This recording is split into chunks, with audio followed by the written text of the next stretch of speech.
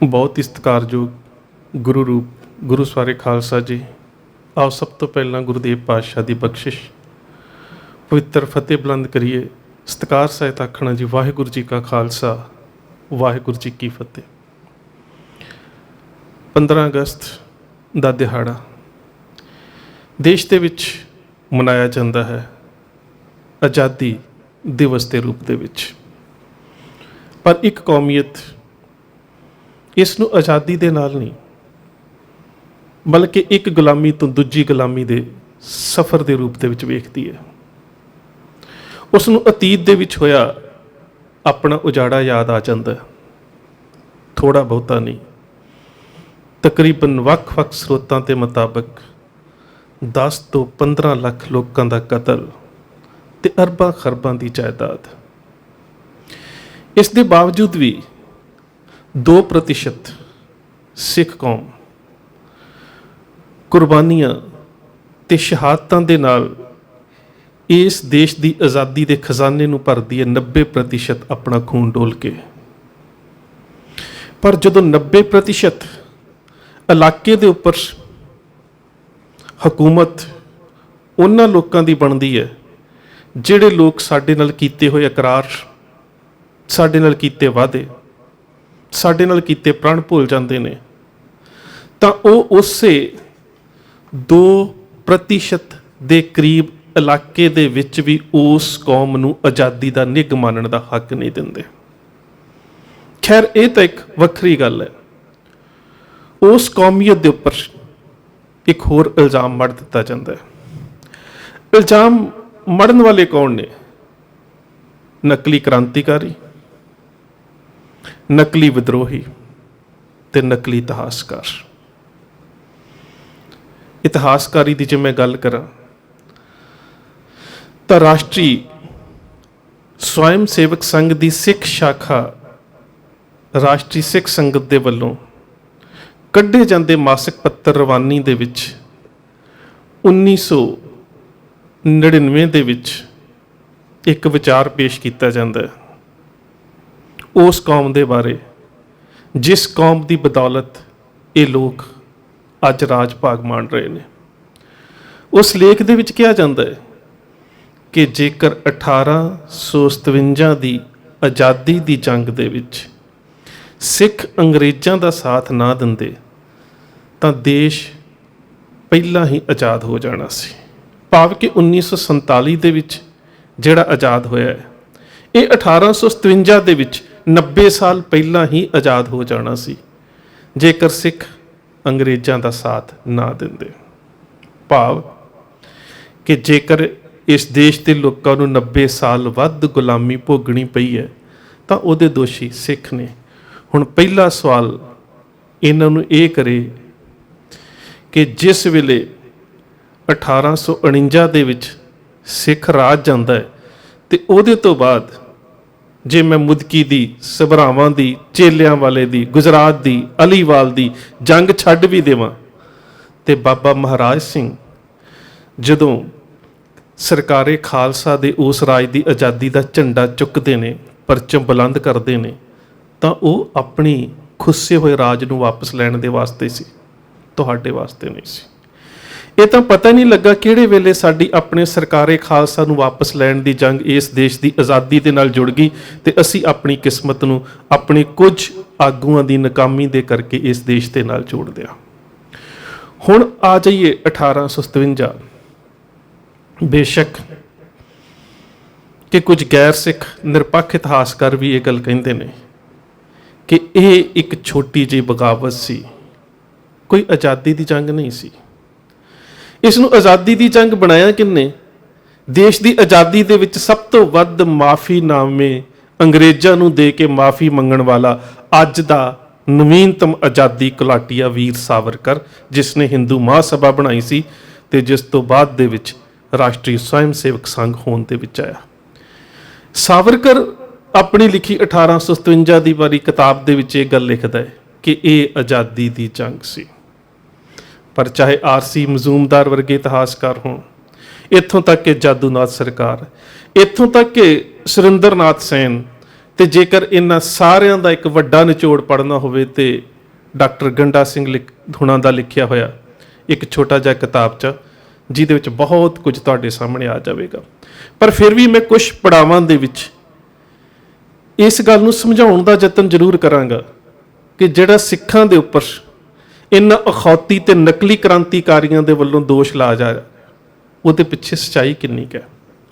ਸੋ ਪਹਿਲਾਂ ਅਸੀਂ ਗੱਲ ਕਰਦੇ ਹਾਂ 1857 ਦੀ ਬਗਾਵਤ ਦਾ ਆਧਾਰ ਕੀ ਬਣਿਆ। ਤੁਸੀਂ ਸਾਰੇ ਕਿਤਾਬਾਂ ਦੇ ਵਿੱਚ ਤਕਰੀਬਨ ਪੜ੍ਹ ਚੁੱਕੇ ਹੋ ਕਿ ਉਸ ਸਮੇਂ ਮੇਰਠ ਦੀ ਬੈਰਕਪੁਰ ਛਾਉਣੀ ਦੇ ਵਿੱਚ ਬਗਾਵਤ ਹੋਈ, ਤੇ ਬਗਾਵਤ ਦਾ ਕਾਰਨ ਸੀ ਨਵੀਆਂ ਆਈਆਂ ਇਨਫੀਲਡ 53 ਰਾਈਫਲਸ। ਉਸ ਤੋਂ ਪਹਿਲਾਂ ਬਰਾਊਨ ਬੈਸ ਰਾਈਫਲ ਵਰਤੀ ਜਾਂਦੀ ਸੀ ਅੰਗਰੇਜ਼ਾਂ ਦੇ ਵੱਲੋਂ, ਪਰ ਜਦੋਂ 1953 ਦੇ ਵਿੱਚ ਇੱਕ ਫੌਜੀ ਅਧਿਕਾਰੀ ਨੇ ਇੱਕ ਨਵੀਂ ਰਾਈਫਲ ਦੀ ਖੋਜ ਕੀਤੀ ਜਿਸ ਦਾ ਨਾਮ ਇਨਫੀਲਡ ਰੱਖਿਆ ਗਿਆ, ਤੇ ਉਸ ਰਾਈਫਲ ਦਾ ਜਿਹੜਾ ਖੋਜਕਾਰ ਸੀ ਉਹ ਮਿਸਟਰ ਬਾਕਸਰ ਸੀ। ਇਹ ਪਹਿਲੀਆਂ ਵਰਤੀਆਂ ਜਾਂਦੀਆਂ ਬੰਦੂਕਾਂ ਦੇ ਨਾਲੋਂ ਕੁਛ ਜ਼ਿਆਦਾ ਕਾਰਗਰ ਸੀ, ਐਕੂਰੇਸੀ ਜ਼ਿਆਦਾ ਸੀ, ਸਾਈਟ ਰੈਂਪ ਬਹੁਤ ਸੋਹਣਾ ਬਣਿਆ ਹੋਇਆ ਸੀ, ਔਰ ਇਹਦੀ ਨਾਲੀ ਦੇ ਵਿੱਚ ਬੈਰਲ ਦੇ ਵਿੱਚ ਗਰੂਵ ਸੀ, ਜਿਸ ਕਰਕੇ ਇਹਦੀ ਐਫੀਸ਼ੀਐਂਸੀ, ਇਹਦੀ ਕਹਿ ਸਕਦੇ ਹੋ ਕਿ ਗੋਲੀ ਦੀ ਸਪੀਡ, ਨਿਸ਼ਾਨੇ ਤੱਕ ਪਹੁੰਚਣ ਦੀ ਗੁਣਵੱਤਾ ਜਿਹੜੀ ਹੈ ਉਹ ਵੱਧ ਜਾਂਦੀ ਸੀ।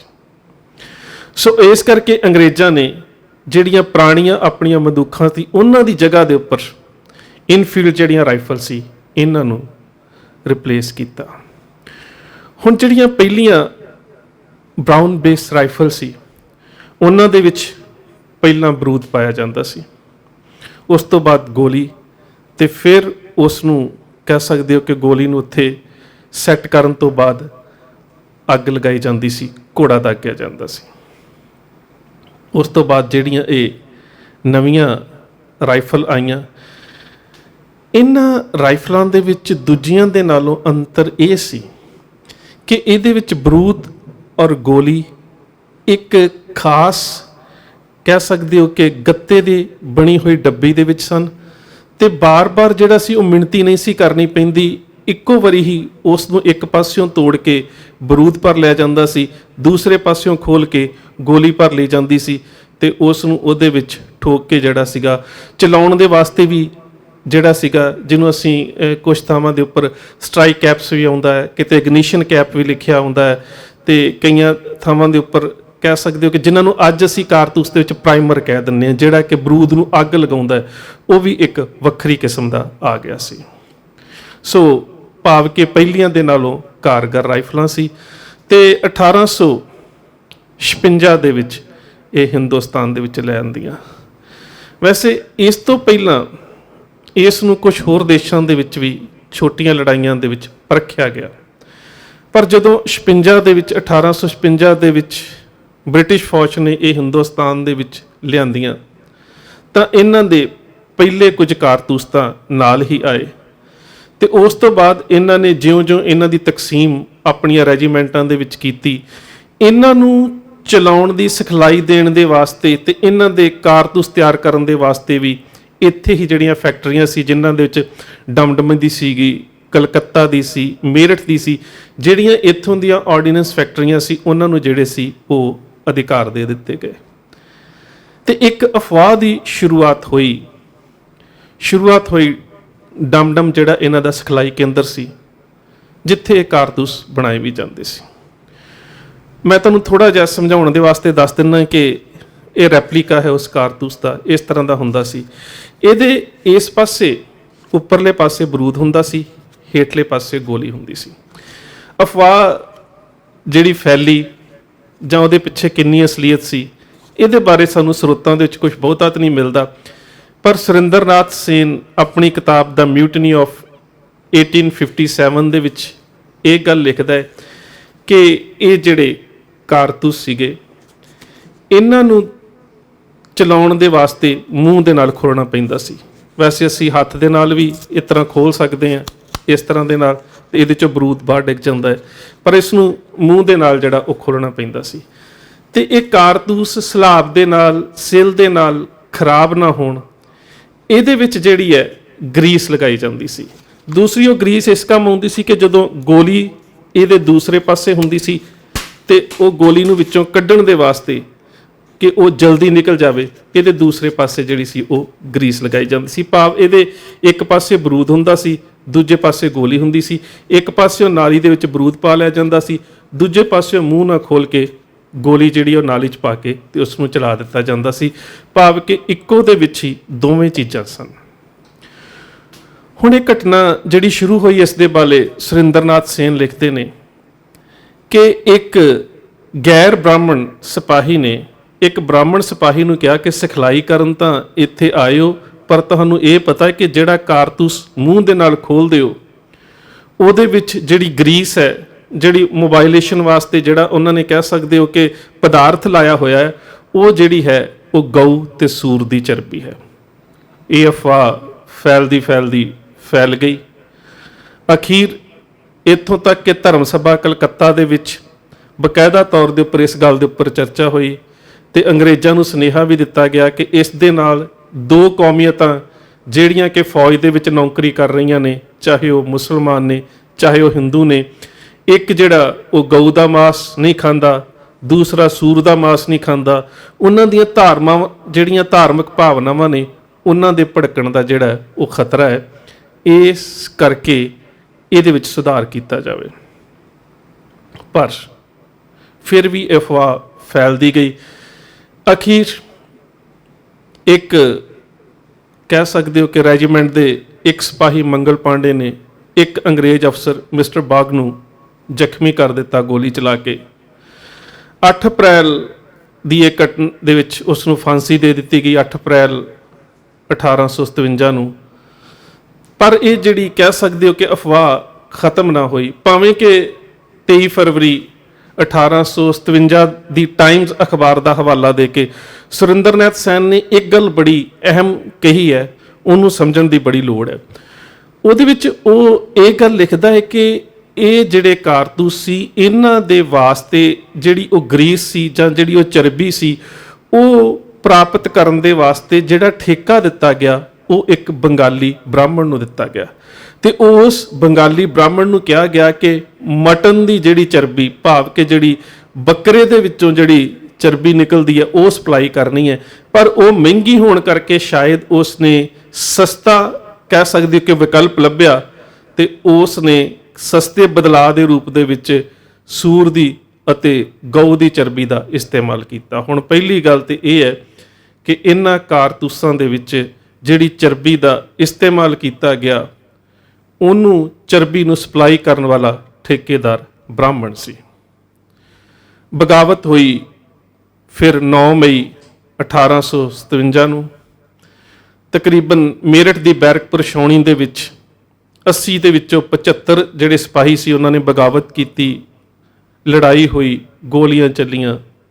ਇੱਕ ਗੱਲ ਫਿਰ ਹੋਰ ਸਾਹਮਣੇ ਉੱਭਰ ਕੇ ਆ ਜਾਂਦੀ ਹੈ, ਉਹ ਇਸ ਤੋਂ ਵੀ ਵੱਧ ਅਹਿਮ ਹੈ, ਜਿਸ ਨੂੰ ਲਾਹੌਰੀ ਰਾਮ ਬਾਲੀ ਆਪਣੀ ਕਿਤਾਬ ਦੇ ਵਿੱਚ ਪ੍ਰਮੁੱਖਤਾ ਦੇ ਨਾਲ ਚੁੱਕਦੇ ਨੇ। ਉਹ ਕਹਿੰਦੇ ਨੇ ਕਿ ਜਦੋਂ ਇਹਨਾਂ ਸਿਪਾਹੀਆਂ ਨੇ ਇਹੀ ਰਾਈਫਲਾਂ ਅੰਗਰੇਜ਼ਾਂ ਦੇ ਵੱਲੋਂ ਚਲਾਉਣੀਆਂ ਸੀ ਤਾਂ ਉਦੋਂ ਧਾਰਮਿਕ ਭਾਵਨਾਵਾਂ ਜਿਹੜੀਆਂ ਸੀ ਉਹ ਭੜਕਦੀਆਂ ਸੀ ਕਿ ਜੇਕਰ ਅਸੀਂ ਇਹਨਾਂ ਕਾਰਤੂਸਾਂ ਨੂੰ ਮੂੰਹ ਦੇ ਨਾਲ ਖੋਲਾਂਗੇ ਤੇ ਜੇਕਰ ਗਊ ਤੇ ਸੂਰ ਦੀ ਚਰਬੀ ਹੋਈ ਤੇ ਸਾਡਾ ਧਰਮ ਭ੍ਰਿਸ਼ਟ ਹੋ ਜਾਵੇਗਾ।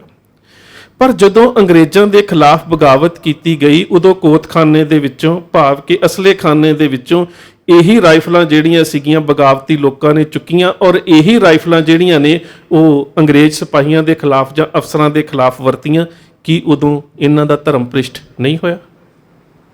ਸੋ ਇਹ ਆਪਣੇ ਆਪ ਦੇ ਵਿੱਚ ਇੱਕ ਬਹੁਤ ਅਹਿਮ ਸਵਾਲ ਹੈ। ਦੂਜੀ ਸਭ ਤੋਂ ਵੱਡੀ ਗੱਲ ਅਸੀਂ ਬਾਰ-ਬਾਰ ਹਰ ਕਹਿ ਸਕਦੇ ਹੋ ਕਿ ਇਸ ਲੈਕਚਰ ਦੀ ਕੜੀ ਦੇ ਵਿੱਚ ਇੱਕ ਗੱਲ ਦੇ ਉੱਪਰ ਆਉਣ ਦਾ ਯਤਨ ਕਰਾਂਗੇ। ਸਿੱਖਾਂ ਨੇ 1857 ਦੀ ਬਗਾਵਤ ਦੇ ਵਿੱਚ ਮਦਦ ਕਿਉਂ ਨਹੀਂ ਕੀਤੀ? ਤੇ ਮੈਂ ਦੱਸ ਦੇਵਾਂ ਕਿ ਜਿਨ੍ਹਾਂ ਛਾਉਣੀਆਂ ਦੇ ਵਿੱਚ ਇਹ ਬਗਾਵਤ ਹੋਈ ਸੀ, ਇਹਨਾਂ ਛਾਉਣੀਆਂ ਦੇ ਨਾਲ ਸੰਬੰਧਿਤ ਹੀ ਜਿਹੜੀਆਂ ਨੈਟਿਵ ਇਨਫੈਂਟਰੀ ਸੀ, ਚਾਹੇ ਉਹ 5, 15, 16, ਇਸ ਤੋਂ ਇਲਾਵਾ 47, 45 ਤੇ 73, ਇਹ ਉਹ ਨੈਟਿਵ ਇਨਫੈਂਟਰੀਜ਼ ਨੇ, ਉਹ ਪੂਰਬੀ ਸਿਪਾਹੀਆਂ ਦੀਆਂ ਜਿਹੜੀਆਂ ਨੇ ਕਹਿ ਸਕਦੇ ਹੋ ਕਿ ਉਹ ਟੁਕੜੀਆਂ ਨੇ ਜਿਹੜੀਆਂ ਸਭਰਾਵਾਂ ਦੇ ਵਿੱਚ, ਜਿਹੜੀਆਂ ਮੁਦਕੀ ਦੇ ਵਿੱਚ, ਜਿਹੜੀਆਂ ਫੇਰੂ ਸ਼ਹਿਰ ਦੇ ਵਿੱਚ, ਜਿਹੜੀਆਂ ਚੇਲੇ ਵਾਲਿਆਂ ਦੀ ਜੰਗ ਦੇ ਵਿੱਚ, ਜਿਹੜੀਆਂ ਅਲੀਵਾਲ ਦੀ ਜੰਗ ਦੇ ਵਿੱਚ, ਇਹ ਸਾਰੀਆਂ ਉਹ ਫੌਜੀ ਟੁਕੜੀਆਂ ਸੀ ਜਿਹੜੀਆਂ ਸਿੱਖਾਂ ਦੇ ਖਿਲਾਫ ਲੜ ਚੁੱਕੀਆਂ ਸੀ। ਔਰ ਮਜ਼ੂਮਦਾਰ ਆਰਸੀ ਮਜ਼ੂਮਦਾਰ ਇੱਕ ਬੜੀ ਪਿਆਰੀ ਗੱਲ ਕਰਦੇ ਨੇ, ਕਹਿੰਦੇ ਕਿ ਸਿੱਖ ਇਹ ਮੂਰਖਤਾ ਕਿਵੇਂ ਕਰ ਸਕਦੇ ਸੀ ਕਿ ਇੱਕ ਬਿਨਾਂ ਉਦੇਸ਼ ਦੀ ਛੋਟੀ ਜੀ ਬਗਾਵਤ ਦੇ ਵਿੱਚ ਉਹ ਉਹਨਾਂ ਲੋਕਾਂ ਦਾ ਸਾਥ ਦੇਣ ਜਿਨ੍ਹਾਂ ਲੋਕਾਂ ਨੇ ਅੰਗਰੇਜ਼ਾਂ ਦਾ ਸਾਥ ਦੇ ਕੇ ਉਹਨਾਂ ਦਾ ਰਾਜ ਖੋਇਆ ਹੋਵੇ, ਜਿਹੜੇ ਉਹਨਾਂ ਦੇ ਪਹਿਲੇ ਨੰਬਰ ਦੇ ਦੁਸ਼ਮਣ ਹੋਣ। ਸੋ ਇਹ ਇੱਕ ਪੱਖ ਹੈ ਕਿ ਸਿੱਖਾਂ ਨੇ 1857 ਦੀ ਉਸ ਬਗਾਵਤ ਦੇ ਵਿੱਚ ਹਿੱਸਾ ਕਿਉਂ ਨਾ ਲਿਆ। ਤੇ ਮੈਂ ਇੱਕ ਗੱਲ ਫਿਰ ਕਹਿ ਦੇਵਾਂ ਕਿ ਕੇਵਲ ਤੇ ਕੇਵਲ ਇਸ ਨੂੰ ਆਜ਼ਾਦੀ ਦੀ ਜੰਗ ਕਹਿਣ ਦੀ ਜਿਹੜੀ ਗੱਲ ਆ ਸਾਵਰਕਰ ਨੇ ਸ਼ੁਰੂ ਕੀਤੀ ਹੈ। ਬਾਕੀ ਜਿੰਨੇ ਨਿਰਪੱਖ ਇਤਿਹਾਸਕਾਰ ਨੇ ਉਹ ਕਹਿੰਦੇ ਨੇ ਇਹ ਆਜ਼ਾਦੀ ਦੀ ਜੰਗ ਤਾਂ ਕੀ ਬਗਾਵਤ ਵੀ ਇਵੇਂ ਦੀ ਹੈ ਕਿ ਜਿਹਦੇ ਵਿੱਚ ਇਹਨਾਂ ਸਾਰੇ ਹੀ ਬਗਾਵਤ ਕਰਨ ਵਾਲੇ ਲੋਕਾਂ ਦੇ ਨਿੱਜੀ ਹਿੱਤ ਜਿਹੜੇ ਨੇ ਉਹ ਜੁੜੇ ਹੋਏ ਸੀ।